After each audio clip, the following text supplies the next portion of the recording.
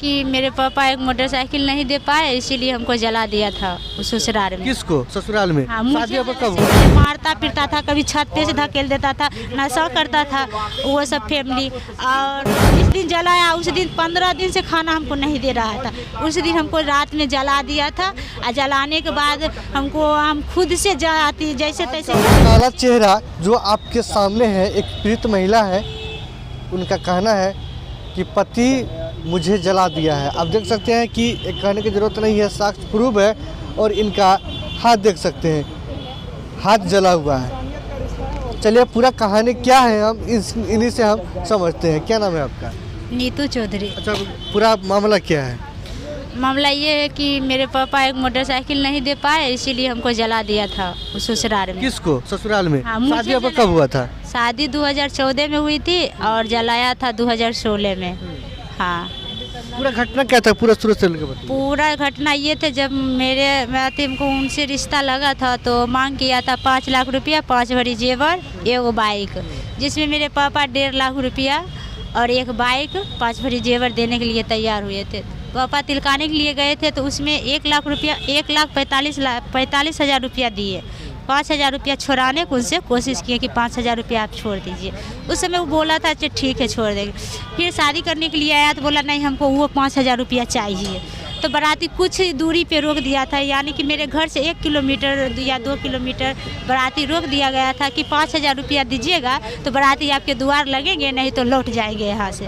तो पापा मेरे कई बार गए थे उनको बुलाने के लिए, 2-3 बार गए थे, नहीं आए। तो पापा उस समय मतलब किसी से कर्जा लेके 5,000 रुपया उनको पे किए। तो बाराती आई मेरे घर पे, आई तो शादी हुई। जब शादी करके मैं वहाँ गई थी ससुराल, अपनी ससुराल, तो वहाँ के सासू माँ, ननद, गोतनी, भैगनी, जो सब सदस्य हैं उन लोग का सब मिल को इतना गाली दे रही थी, इतना गाली दे रही थी उस समय मत पूछिए। गाली इस बात को लेकर? इस बात को लेके बाइक नहीं मिला था एक ठो, और खाना में उनके पसंद से खाना जो बोलते बनाने के लिए वही ना बनाते, बोले भी नहीं थे। मेरे पापा पूरी सब्जी, बुनिया और तड़का पोला बनाए थे। खाना में मीट चावल उसको खाना था, मीट पोला। तो जिसमें मीट पोला नहीं मिला इसीलिए गाली दे रहा था, बाइक के लिए भी दे रहा था। बोले लड़की के लौटाओ यहाँ से, हम लड़की के घर अंदर नहीं करेंगे। ठीक, वहाँ के समाज के लोग बोले तो अंदर किया। तो उस दिन भी हमको, उस रात में भी मेरी सासू माँ मारी थी मुझको। शादी के जस्ट होकर जब ससुराल जाते हैं उसी दिन आपको मारा जाता है? उसी दिन मारी थी, उसी दिन मारी। तो फिर मैं वहाँ पे 2-3 दिन रुकी, फिर मैके आई तो हम नहीं बताई किसी से, मतलब घर में, कि घर वाला क्या सोचेंगे। इसीलिए हम थोड़ा उसको वो बात को छुपा लिए थे। और तब जाके वो लोग जब फिर आए थे विदा कराने के लिए, फिर मैं गई तो मारता पीटता था, रुपया मांगो, 1 लाख रुपया मांगो, कभी बोलता था बाइक मांगो, ये मांगो। वो पापा से बोलती थी, पापा मेरे जो पापा से बनता जुड़ता था देता था। तो पापा बुलाए कि आइए आपको बाइक चाहिए तो बाइक ले जाइए। मेरे पापा बाइक के दाम रखे हुए थे तो बोला कि नहीं पापा हमको ना बाइक नहीं चाहिए, किस्ती पे गाड़ी निकालना है, हमको रुपया दे दीजिए कैश। मेरे पापा रुपया भी दे दिए। ठीक हो गया, बाइक के दाम खत्म।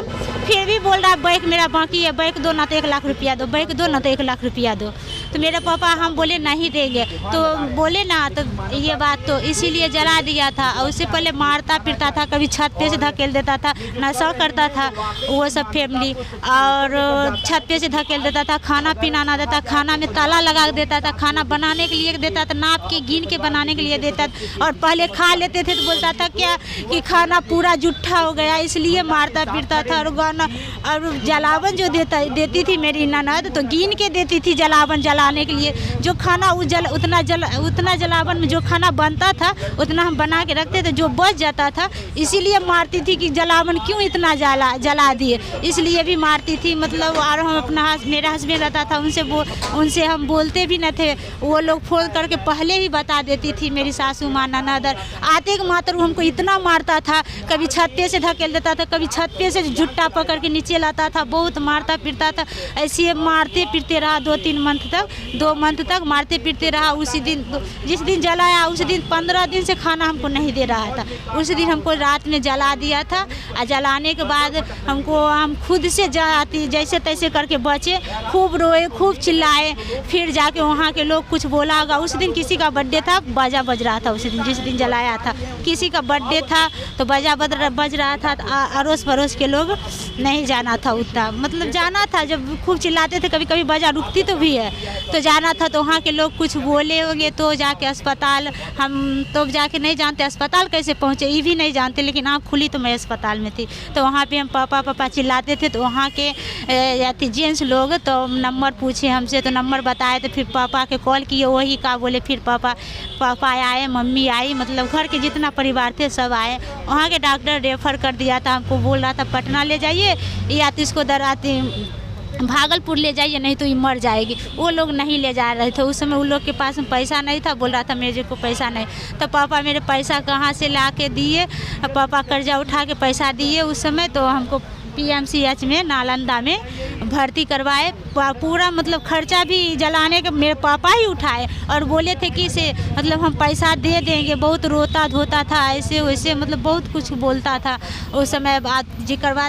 उसके बाद वो लोग छोड़ दिया हमको और दूसरी शादी कर लिया। एक ऐसी लड़की से शादी किया, वो लड़की से पहले से 2-3 शादी कर चुकी थी। अच्छा, आपके हस्बैंड अभी शादी कर ली है? हम वो भी शादीशुदा महिला से? हाँ, शादीशुदा महिला से किया है शादी। और हम तलाक भी ना दिए, मुझसे चुरा के शादी कर लिया। ये तो गलत है ना। आप समझ सकते हैं कि मेरे साथ एक पीड़ित महिला है। ससुराल में तो जाते हैं लेकिन उनको प्रताड़ित किया जाता है और समाज के डर से घर पर भी नहीं बताते हैं, लोग लिहाज से कि नहीं बताते हैं कि मेरे साथ ससुराल वाले क्या कर रहे हैं। लड़की सहती रही और लास्ट में क्या मिला, लास्ट में लड़की को जला दिया जाता है। सामने पीड़ित महिला है, दर ठोकर खा रहे हैं लेकिन अभी तक न्याय नहीं मिला है। पति आपके अभी कहाँ है? मेरे पति वहीं पे रहता है जहाँ पे घर पर ही? हाँ, घर पे ही है। वो लेडीज के लेके FIR हुआ? हाँ, तो FIR हुआ तो अभी क्या पुलिस अभी गिरफ्तार नहीं किया? अरेस्ट वारंट निकल गया, available non available warrant, kurti जब्ती का यहाँ तक वारंट निकल गया। फिर भी वहाँ के थाना प्रभावी पैसा खाया है क्या पता। अब ये तो बात हम नहीं बता सकते हैं अब उनसे क्या। अभी आप कहाँ रह रहे हैं? अभी हम फिलहाल में अभी पटना में हैं। इससे पहले हम मायके में रहते थे। अभी मायके वाला भी मेरा सपोर्ट यहाँ पर कभी कैसे खाना खर्चा वगैरह कैसे चलाते हैं पटना में? अभी मैम चलाती है खर्चा। आप? अच्छा जी, आज आप खर्चा चलाते हैं? अभी हम लोग का एंजल डांस अकेडमी है तो हम दोनों हैं, सर और मैम, तो दोनों मिलके खर्चा चला रहे हैं। इनका रहना पीना खाना सब कुछ। कौन सा आपका क्या बोलते हैं, कौन सा संस्थान है?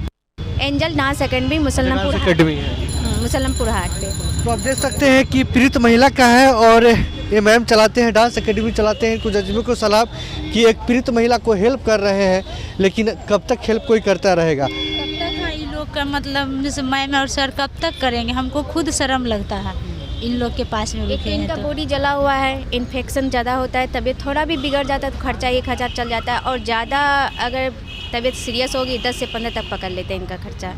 और बार बार तबीयत बिगड़ता है इन्फेक्शन के कारण। अच्छा, आपके ससुराल वाले अब क्या बोलते हैं? अभी बोलते हैं मेरे ससुराल वाले यही बोलते हैं, उनसे कांटेक्ट भी नहीं होता। अगर कोई किसी से पता करते हैं तो बोलता नहीं रखेंगे। आप देख सकते हैं, एक न्याय देख लीजिए, एक महिला को, पीड़ित महिला को इंसाफ के लिए इतना दर ठोकर खाना पड़े, और वो भी दहेज लो भी।